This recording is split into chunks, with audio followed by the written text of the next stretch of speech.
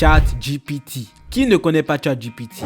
Bon, juste un petit rappel pour les développeurs qui ne vivraient pas sur notre planète et donc qui ignorent l'existence de ChatGPT. Alors, c'est juste un outil de conversation qui peut répondre à toutes vos questions. Quand je dis toutes vos questions, c'est bien toutes, hein. Résoudre des problèmes mathématiques, écrire des algorithmes et même vous dire où vous vivez. Je rigole, hein. Il ne peut pas vous localiser. Bon, vous avez compris, ChatGPT est balèze. Et donc, j'ai décidé de créer une application similaire, MathGPT, qui vous permet de faire des calculs simples. Par exemple, quand je lui demande combien font 20 plus 20, il me dit 40. Ou quand je lui demande si 2 est supérieur à 4, il me dit faux. Nous allons la créer en moins de 10 minutes, sans utiliser d'API ni de bibliothèque JavaScript. Allez, trêve de bavardage, on commence. Ah, encore une chose, moi c'est Faiz Dev, abonnez-vous, vous allez beaucoup apprendre de moi. Allez maintenant, go. Il y a dans la description un lien qui vous permet de télécharger le dossier de départ. Dans celui-ci, il y a un fichier CSS. Allez, mettez pause à cette vidéo et téléchargez le dossier. Comme ça, vous allez être au même niveau que moi. Nous allons maintenant créer un fichier index.html.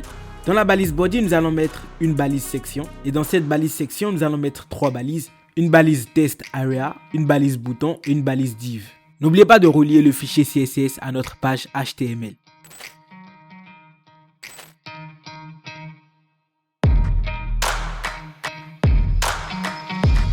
Nous allons maintenant créer deux constantes. Une constante test area qui va nous permettre de récupérer l'élément qui a pour ID expression et display qui va nous permettre de récupérer l'élément qui a pour ID display. Maintenant, il s'agira de créer deux fonctions, une fonction calculate et une fonction display result. La fonction calculate va nous permettre de faire les calculs. Donc dans cette fonction, nous allons créer une constante expression qui va nous permettre de récupérer la valeur du test area. Nous allons filtrer maintenant cette valeur en enlevant tout ce qui est lettres. Donc par exemple, si vous mettez bonjour, fais-moi le calcul 2 plus 2, ça va enlever tout ce qui est lettres et ça va juste tenir compte du calcul 2 plus 2.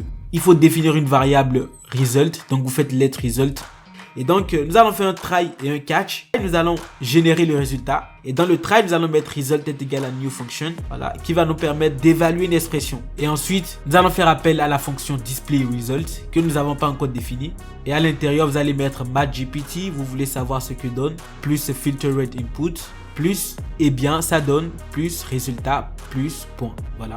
Le catch va attraper les erreurs. Nous allons mettre display result, math, l'expression, plus filtered input, plus. Donc, quand il y aura une erreur, le catch va les attraper et ensuite les afficher. Maintenant, nous allons définir la fonction display result. Donc, tout d'abord, nous allons déclarer une variable i qui sera égale à 0. Et ensuite, nous allons vider la variable display. Donc, vous faites display.innerHTML est égal à vide. Voilà. Nous allons définir maintenant une fonction type. Voilà, qui va nous permettre d'afficher caractère par caractère le résultat. Vous allez faire une condition if et dans cette condition, nous allons mettre display.inner plus égal à résultat.chart i.